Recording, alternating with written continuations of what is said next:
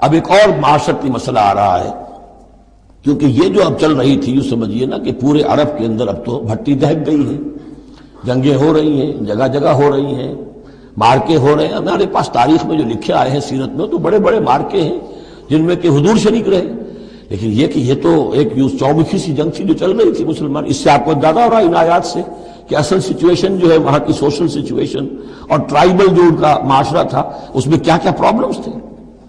اب اس میں یہ ہے کہ فرض کیجئے کسی شخص نے کسی مسلمان کو مار دیا، لیکن یہ اس نے کہا کہ میں نے تو مارا نہیں، مجھے اتفاق سے میں نے تو تیر چلایا تھا کسی جانور پر، کسی ہرن پر لگ گیا. اس کو ہو سکتا ہے، یہ ممکن ہے.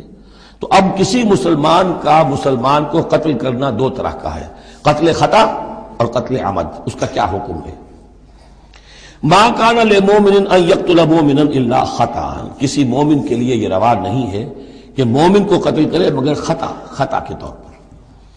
نشانہ چوک گیا، کسی کو جان لگا، اب گاڑی ہے، ایکسیڈنٹ ہو گیا، آپ چلا رہے تھے، کوئی اس کے نیچے آ گیا، مر گیا، آپ تو اسے مارنا نہیں چاہتے تھے. چنانچہ سعودی عرب میں یہ بھی اسی بد کے تحت یہ فیصلے ہوتے ہیں اس کے ایکسیڈنٹس کے، اس قانون قتل خطا کے تحت. وہ قانون کیا ہے؟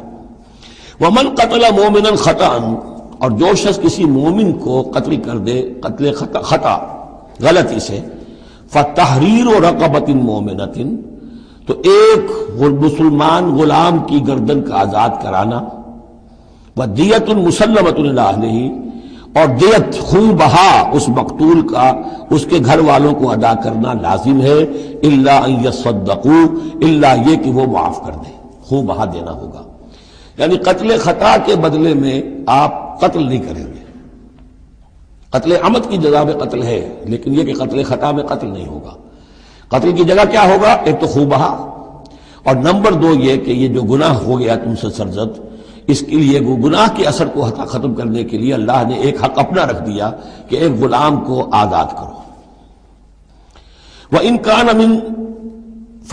مِن قَوْمٍ عَدُوٍّ لَكُمْ، اور اگر وہ مسلمان تھا ایک ایسے قبیلے سے کہ جو تمہارا دشمن قبیلہ ہے، تھا مسلمان اور تمہارے ہاتھوں مارا گیا ہے غلطی سے، وَهُوَ مُؤْمِنٌ، تھا وہ خود مومن، فَتَحْرِيرُ رَقَبَةٍ مُؤْمِنَةٍ، تو پھر صرف ایک مسلمان آزاد کا ایک گردن چھڑا دینا کافی ہوگا. کیونکہ کافر قبیلے کا آدمی تھا، اب اس کو اگر دیت دی جائے گی تو کافر کو پہنچ گئی، وہ تو اس کے گھر والے کافر ہیں. دیت یہاں معاف ہو گئی، لیکن یہ ہے کہ اس کو جو ایک غلام کو آزاد کرنا جو اللہ کا حق تھا وہ برقرار رہے گا.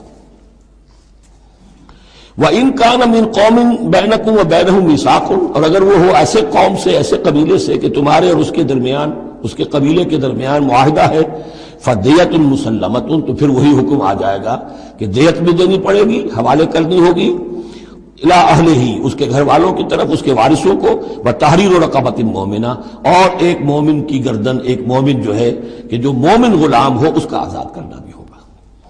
فَمَن لَّمْ يَجِدْ، تو جو یہ نہ پائے، یعنی یہ جو اب دو حق ہو گئے، ایک ہے دیت، وہ تو مقتول کے جو ورثہ ہے ان کا ہے، اس میں تو معافی نہیں ہو سکتی. البتہ اللہ نے جو رکھا ہوا ہے کہ ایک مومن غلام کو آزاد کیا جائے، اگر کسی کے اندر اتنی مقدرت نہیں ہے تو اللہ نے نرمی کر دی اپنے حق میں. فَمَن لَّمْ يَجِدْ فَصِيَامُ شَهْرَيْنِ مُتَتَابِعَيْنِ، جس کے پاس اتنا پیسہ نہیں ہے کہ کوئی مسلمان غلام کو خریدے اور آزاد کرے، تو وہ 2 مہینے کے پے بپے متواتر روزے رکھے، توبۃ من اللہ، یہ اللہ کی طرف سے اس کے جرم کا کفارہ بن جائے گا، اس کے توبہ کے قبول کا ذریعہ بن جائے گا. وَكَانَ اللَّهُ عَلِيمًا حَكِيمًا، اور یقیناً اللہ تو علیم اور حکیم ہے. اب آ رہا قتل عمد. وَمَن يَقْتُلْ مُؤْمِنًا مُتَعَمِّدًا، اور جو کوئی قتل کرے گا کسی مومن کو جان بوجھ کر قتل عمد، فَجَزَاؤُهُ جَهَنَّمُ خَالِدًا فِيهَا، اس کا بدلہ تو جہنم ہے جس میں وہ ہمیشہ ہمیشہ رہے گا. وَغَضِبَ اللَّهُ عَلَيْهِ، اور اللہ تعالیٰ کا غضب اس پر ہوگا. وَلَعَنَهُ، اور اللہ نے اس پر لعنت فرمائی. وَأَعَدَّ لَهُ عَذَابًا عَظِيمًا، اور اس کے لیے بہت بڑا عذاب تیار کیا ہے. شروع میں آیا تھا کہ 2 چیزیں ہیں، حرمت جان، حرمت مال، معاشرے کی بنیاد اس پر قائم ہے.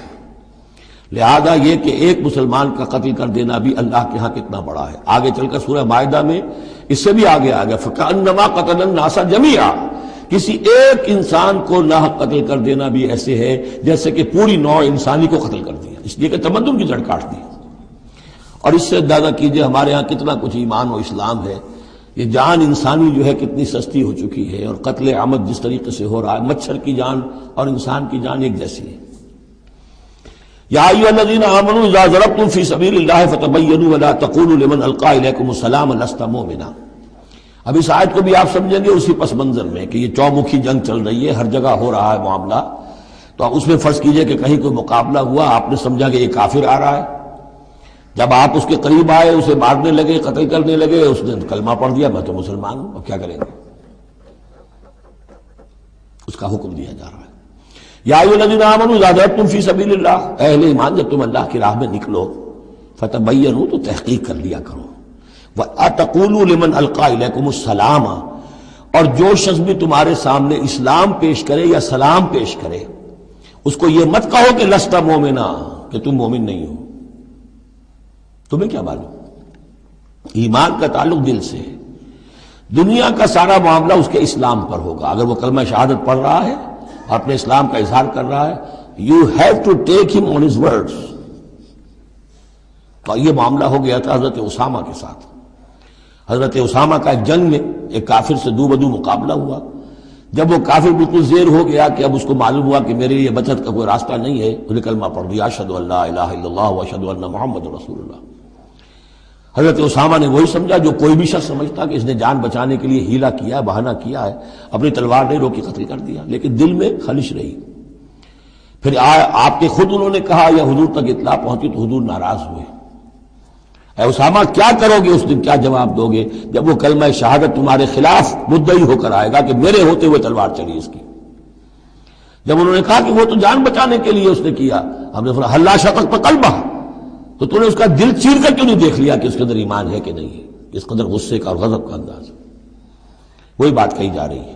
یا ایھا الذین آمنوا اذا ضربتم فی سبیل اللہ فتبینوا ولا تقولوا لمن القی الیکم السلام لست مؤمنا تبتغون عرض الحیات الدنیا. دیکھو تم دنیا کا سامان چاہتے ہو کہ اس کے پاس کوئی مال ہے، ہم اسے کافر قرار دیں، قتل کریں، مال غنیمت لے لیں گے. فعند اللہ مغانم کثیرہ، دل تھوڑا نہ کرو، اللہ کے ہاں بڑی غنیمتیں تمہارے لیے ہیں، تمہارے لیے بڑی بڑی مملکتوں کی غنیمتیں آنے والی ہیں. ان چھوٹی چھوٹی چیزوں کا اور اس کے اوپر اتنی حدود اللہ جو ہے اس سے آزادی نہ برتو.